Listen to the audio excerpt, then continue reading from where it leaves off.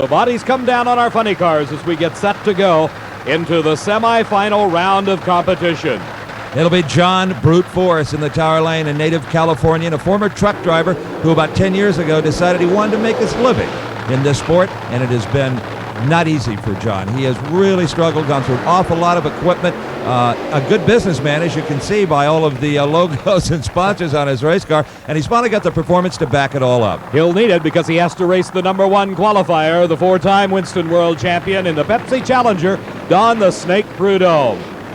Prudhomme is only... And Don's got something coming out of the car. You can see there is fluid, liquid of all types coming out. He quickly shuts it off, and the car is on fire. It is the nitromethane fuel, apparently a fuel line split. Prudhomme comes out of the car, crawls away on his hands and knees, and Bob Brandt, his crew chief, quickly hitting it with a fire extinguisher. They back the car up, and no damage to either the car or Don Prudhomme, but what a break for John Force. Oh, John Force in the far lane will waltz his way into the final round.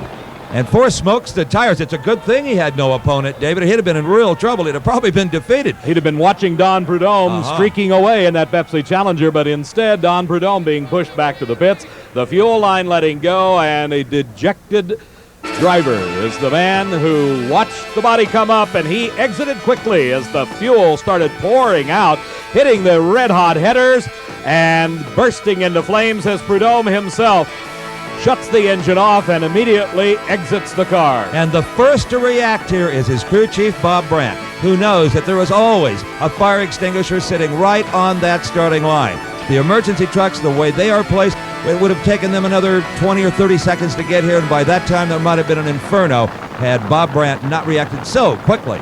The remaining pair in the semifinal round, Denny Savage at the wheel of the Custom Body Enterprises car of Fred Castronova. As we've told you, Savage in this car for the first time driving this race. And little John Lombardo has an opportunity here to make his first ever final round. He qualified #1 at the Southern Nationals earlier this year, but has never made it as far as the finals. Little John Lombardo is away first. Savage pulls up even. It is gonna be little John Lombardo by a little over a car length. Pat Galvin celebrating, the crew chief, along with Donnie Couch as they head for the truck. Little John from North Hollywood makes his first final.